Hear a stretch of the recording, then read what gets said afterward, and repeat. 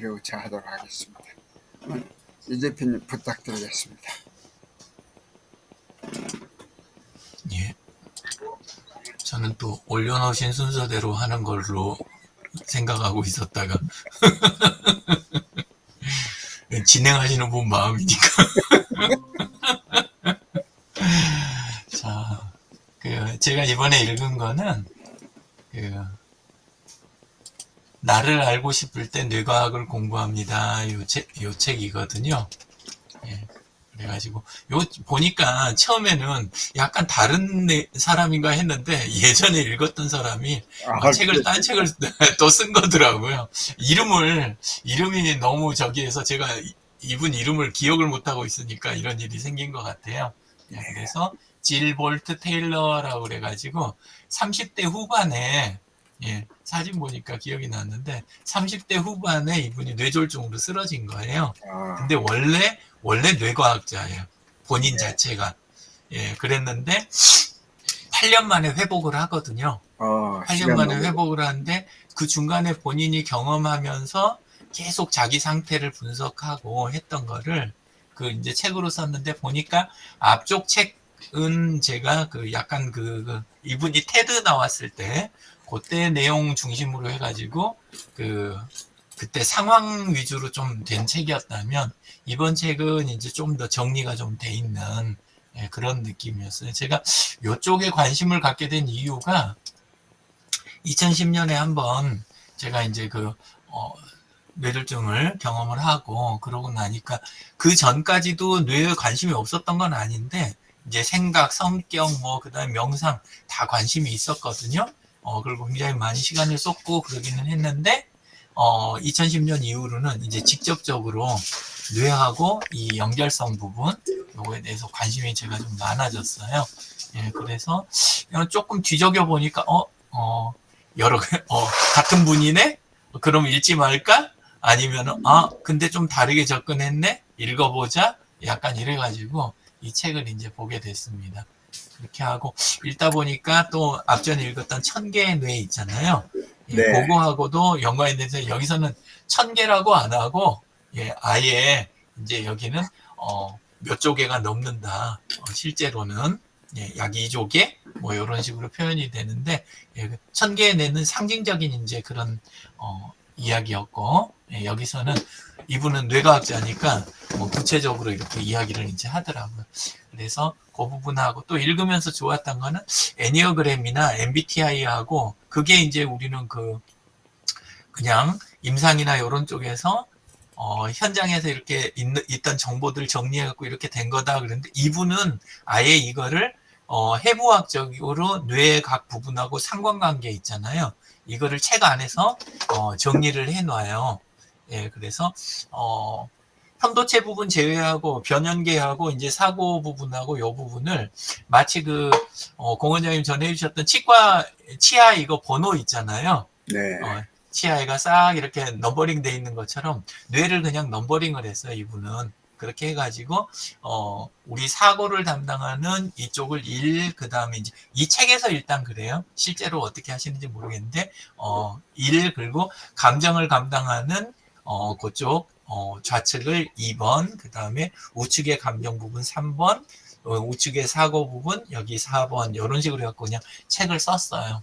근데 보니까 그 전에는 이제 우리가 막 여러 가지 이론도 많고 그 다음에 현실적인 도구도 많고 하다 보니까 굉장히 혼란스러웠던 게 이 책 읽으면서 많이 정리가 좀 되는 이런 면이 있었습니다. 그리고 명상에서 이야기하는 명상 같은 데서 많이 나오는 우리 인도 같은 데 보면 여기다 점 하나 이렇게 찍잖아요.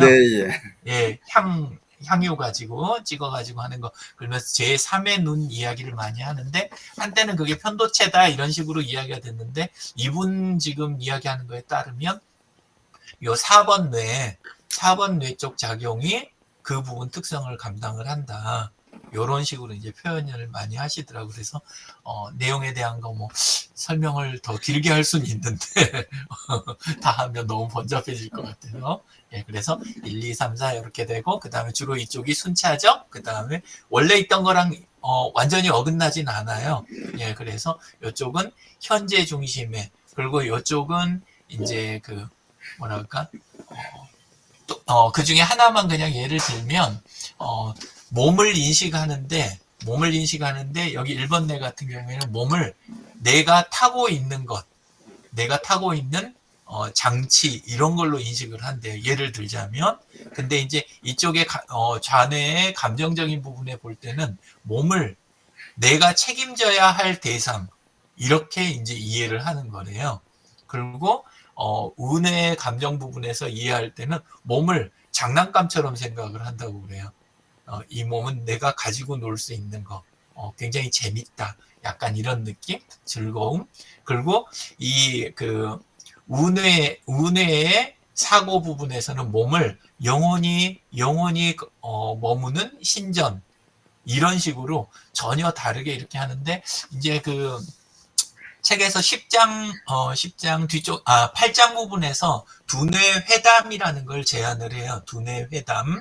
그래서 네 가지가 다 있다는 거. 그러니까 이 책에서는 그 표현하고 조금 다르긴 한데 제가 생각하는 걸로는 마치 어떻게 보냐면 우리한테 손이 있고 손이 2개 있고 발이 2개 있잖아요. 근데 이거를 어떤 게 더 우세하다, 어떤 게 뭘 지배해야 된다, 이렇게 보는 시각이 이분 입장에서는 그건 아니다라고 지금 보는 거예요. 그게 아니고 어차피 다 존재하는 거고 각각의 역할이 있으니까 필요할 때는 필요한 대로 쓰고 그러면서 또 전체의 조화도 항상 염두에다 두고 이런 요런 쪽으로 이야기를 이제 끌고 가더라고요. 그래서 약간 그 부분 관점은 불교에서 이야기하는 현실과 그 다음에 우리가 추구해야 되는 추구하거나 찾아내는 불법에 대한 부분, 그 부분에 대한 것에 균형을 항상 이렇게 놓고 있는 중용의 상태를 놓는 그 부분하고 약간 통하는 부분이 있다는 생각이 들었어요. 그래서 이제 이분이 쓴 책이 나는 내가 죽었다고 생각했습니다 하는 그 책, 그거 다시 한번 이제 조금 읽어봐야 되겠다 이 생각이 들고, 그리고 제가 묵상할 때 사실 묵상 따로 몸하고 뭐 연결해서 생각하는 거하고 요거는 하지는 않았었는데 앞으로는 날마다 묵상할 때 좀 연계해서 생각을 해봐야 되겠다. 이 네 가지 관점에서 균형이 이게 지금 잡힌 묵상을 내가 하고 있는지, 그 다음에 이걸 적용을 할 때, 현실에다 적용할 때도 이 네 가지 관점의 균형을 적절하게 현재 적용하려는 게 뭔데 내가 요 한쪽에 너무 치우친 지금 적용을 하려는 거 아닌가 이런 식으로 좀 한 번씩 해봐야 되겠다 이렇게 생각하면서 책을 읽었습니다. 이상입니다. 감사합니다. 경험하고 연계해서 말씀하시니까 더 도움이 되는 것 같습니다. 네. 다음 강영미 실장님 부탁드립니다. 네, 안녕하세요. 어서 오십시오. 제가 읽은 책은 이번 주 월요일 날 유 대표님이 실무 AI 활용 연구소 스터디에서 추천해 주신 AI 활용 프로젝트예요. 상상이 일상이 되는. 그래서 이 책을 이제 쭉 이렇게 읽었는데 벌써 이제 저희가 이제 실무에 활용을 하고 또 일주일에 한 번씩 스터디를 했던 것이 그래도 굉장히 일상에 또 실무 활용에 많이 사용을 벌써 하고 있구나 이런 생각이 들더라고요.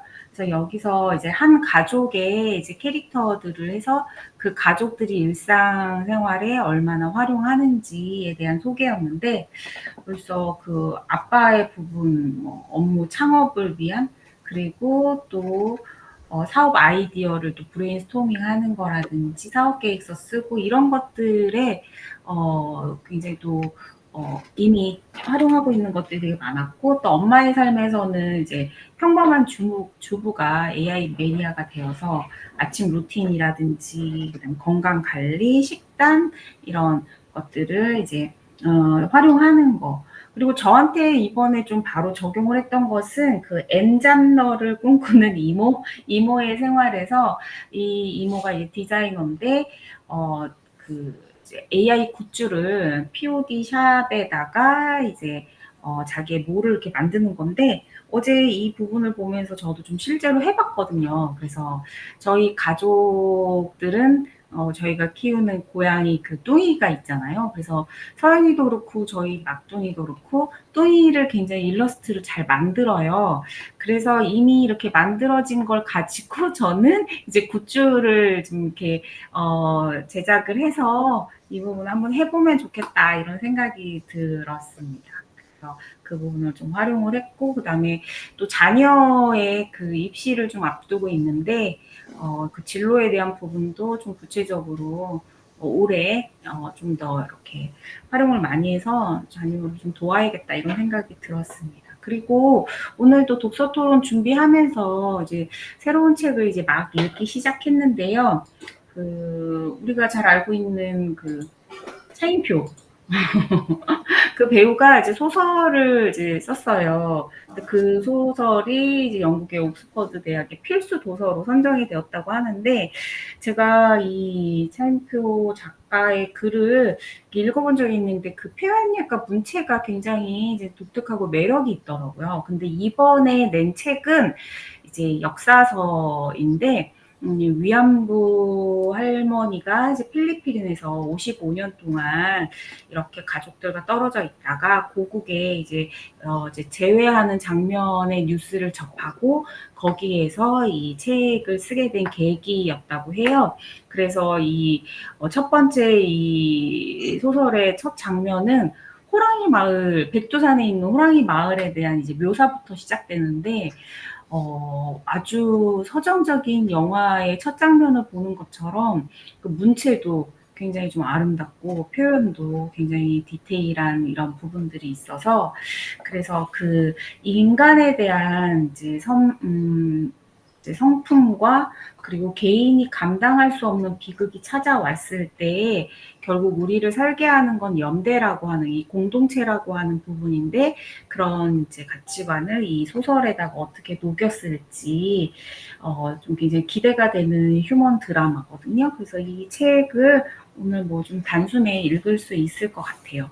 그리고 지난 독서 토론에서 이제 소개해드린 파친코라는 소설을 이제 쭉 장편 소설을 이제 읽었는데, 8월 말에 또 애플 TV에서 이제 시즌 2가 이제 드라마로 이제 방영이 된다고 해서 굉장히 기대감을 가지고 있는. 근데 그 드라마는 또 이제 원작 소설과는 또 다르게 각색되어 있는 부분들이 있고, 그 시즌의 각 회별로 감독이 이게 달라요. 그래서 같은 이야기를 그 감독의 이제 개성과 그 영상에 담는 그 영상미가 굉장히 좀 볼 만한 그런 포인트인데, 그래서 좀 기대가 됩니다.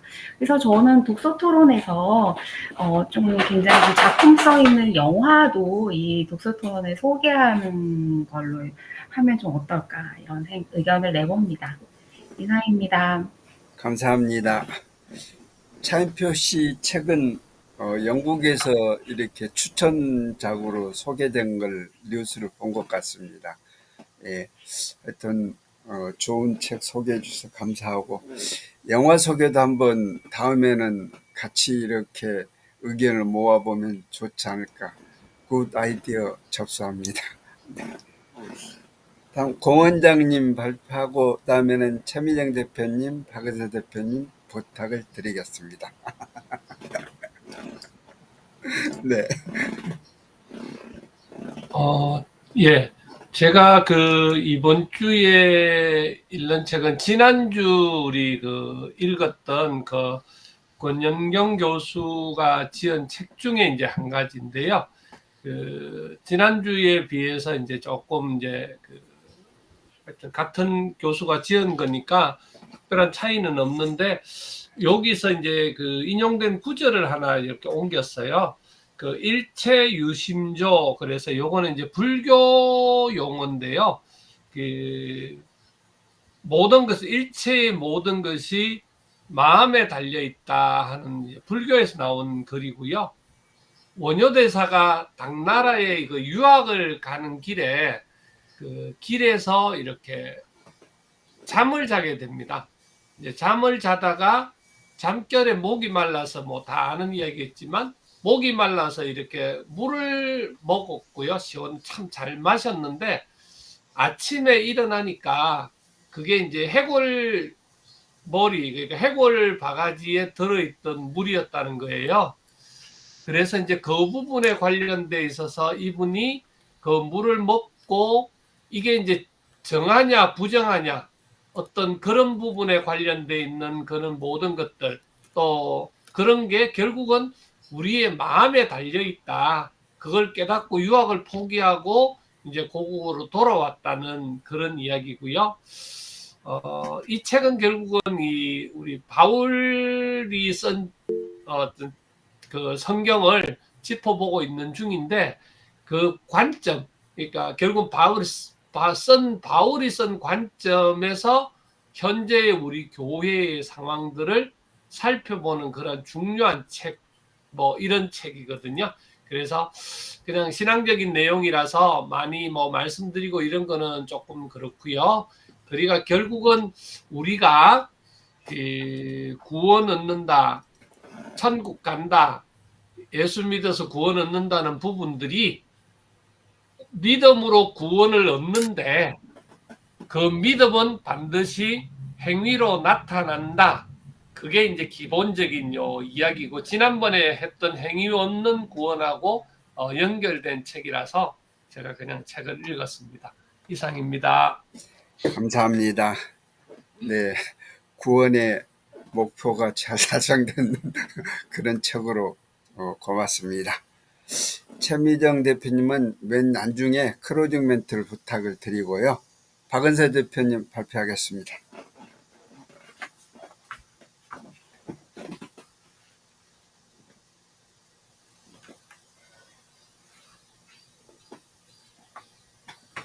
박은세 대표님 마이크 꺼져 있습니다.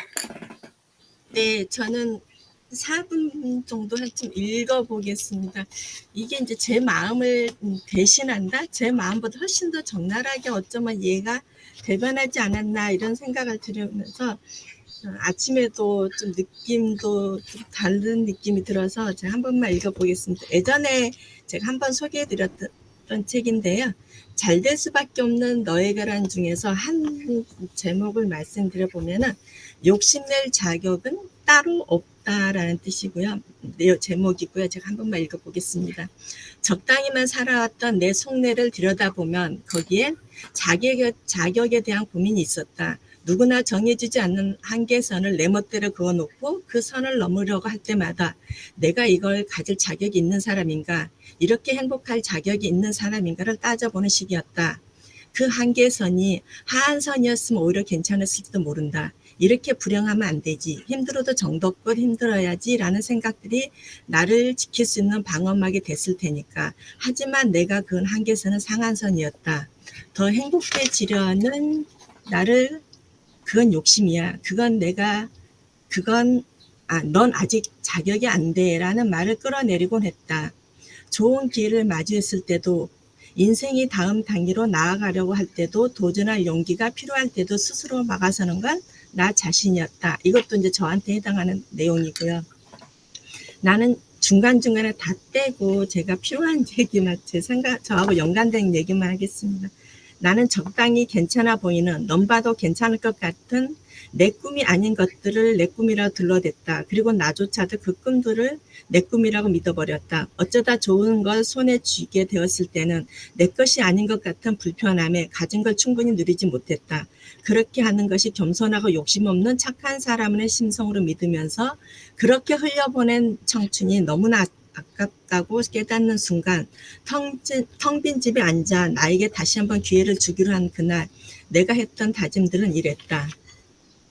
원하는 걸 원한다고 말하고 좋은 걸 얻으면 가분하다는 말 대신 감사하다고 말했다. 내 욕심을 솔직히 인정하고 거기에 따라오는 비난이 있다면 그대로 받아들이려고 했다. 많이 원할수록 많이 노력해야 한다는 사실도 인정했다. 나의 에너지는 한정되어 있으니 적당히 마음 가는 곳에 아깝게 힘 뺄 필요가 없었다. 정말로 살고 싶은 삶과 그걸 이루는 요소들만 집중하기로 시작했을 때 몇 달 뒤, 몇 년 뒤에 되돌아보면 분명히 지금보다 훨씬 나은 모습이 되어 있을 것이다 라고 제 마음을 위로해 봅니다. 이상입니다. 감사합니다. 감사합니다. 2분 안에 끝났나요? 너무 좋은 말씀 소개해 주셔서 고맙습니다. 네. 네, 저도 발표를 드리겠습니다.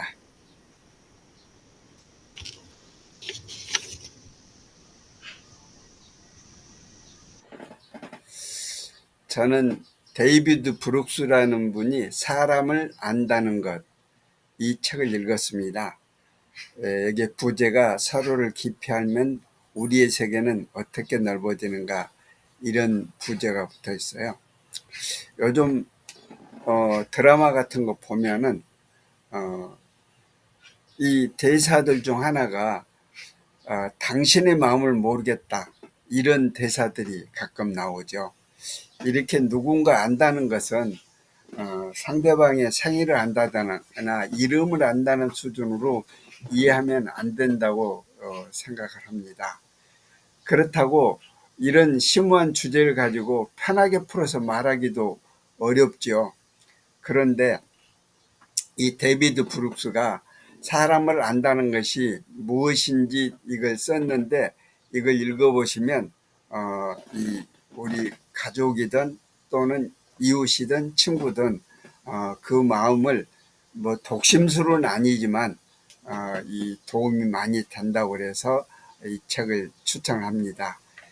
여기 이 책의 목적은 다른 사람을 올바르게 바라봄으로써 그 상대방이 누군가가 자기를 바라보고 자기 말에 귀를 기울이며 자기를 이해해 준다고 느끼게끔 하는 기술을 능숙하게 구사하도록 돕는 것입니다. 또 이 책이 당신이 다른 사람을 대할 때 취하는 자세를 바꿔놓는 데 도움이 되면 좋겠다. 이 책이 당신이 다른 사람들과 함께 있는 방식을 바꿔놓는 데 도움이 되면 좋겠다. 당신이 다른 사람들과 중요한 대화를 나누는 방식을 바꿔놓는 데 도움이 되면 좋겠다. 다른 사람과 함께하고 다른 사람과 대하는 방식이 지금보다 나아진다면 당신은 분명 인생의 특별한 즐거움을 누릴 수 있을 것이다. 여기 또 책에 디미니셔와 일루미네이터를 소개를 합니다. 디미니셔는 제 능력을 믿고 혼자서 모든 문제를 해결하려고 하는 사람을 얘기를 합니다. 그래서 다른 사람으로 하여금 스스로를 보잘것없는 존재라고 느끼게 만들죠. 그래서 디미니셔는 타인을 친구가 될 사람이 아니라 이용할 대상으로 흔히 생각을 하는 거죠. 이들은 고정관념을 가지고 다른 사람을 무시하고 오로지 자기만 생각하는 이러한 사람들은 디미니셔 네이더에 타인은 잡히지 않는다라고 디미니셔를 소개합니다. 반면에 일루미네이터는 다른 사람을 지속적으로 관심을 두고 이들은 다른 사람을 이해하는 기술을 따로 훈련받았거나 스스로 깨우친 사람들이다. 상대방에서 무엇을 찾아야 하는지 그리고 상대방에게 언제 어떻게 질문해야 하는지 알고 있다. 관심의 빛을 다른 사람에게 비추어 그들이 자기 자신을 더 크고 더 깊고 더 존중받는 존재라고 느끼게 만듭니다. 그래서 이 일루미네이터는 어떻게 소개하는가 하면은 우리가 부드럽고 관대하고 수용적인 따뜻한 시선으로 다른 사람을 환하게 비추려고 애쓴다면 바른 방향으로 가고 있다고 볼 수 있습니다. 또 좋은 대화를 나누는 10가지 기술을 또 소개를 했는데요.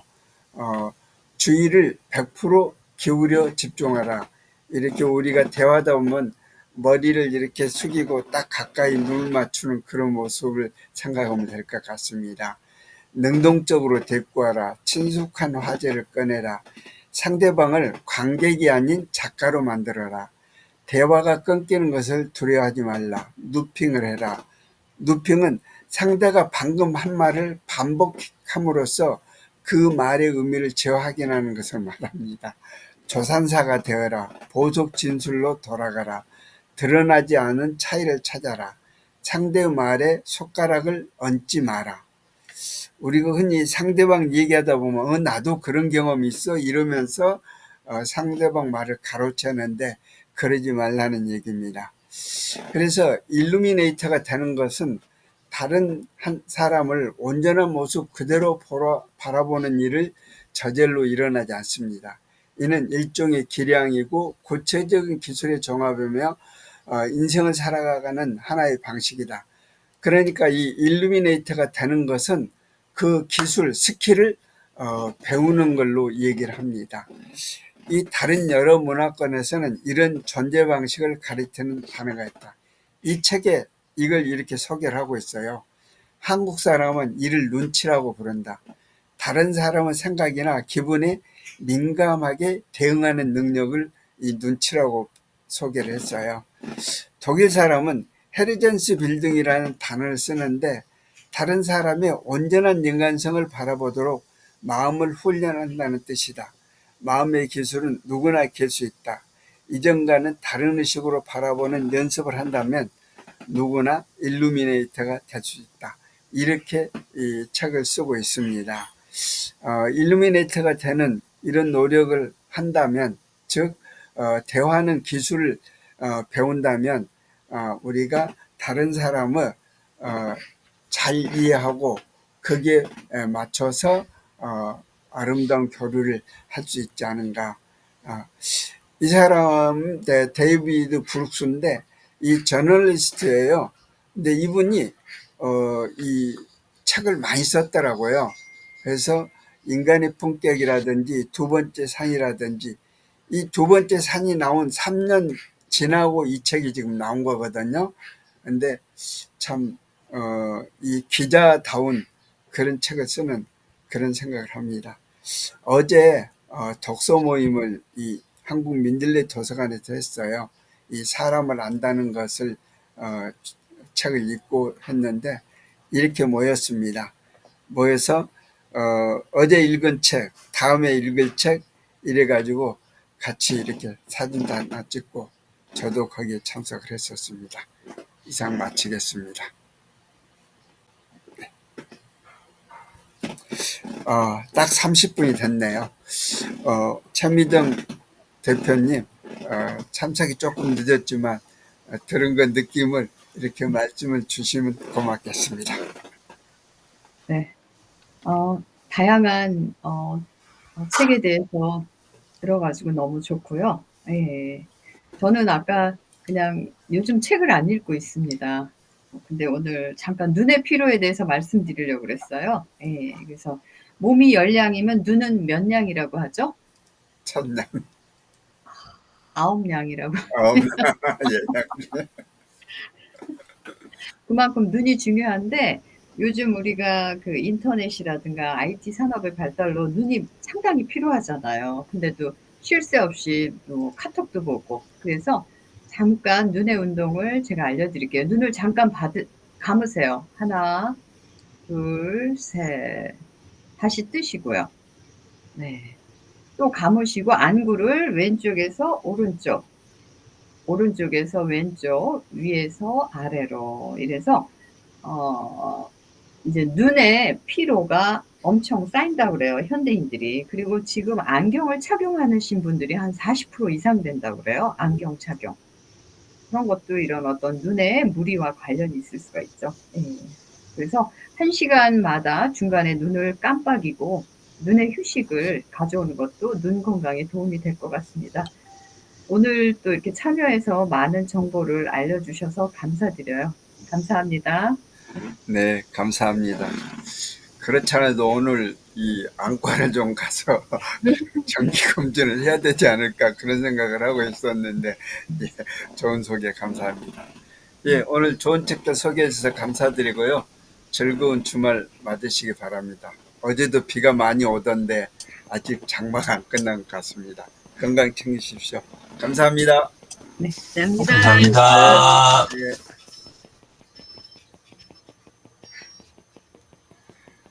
고맙습니다.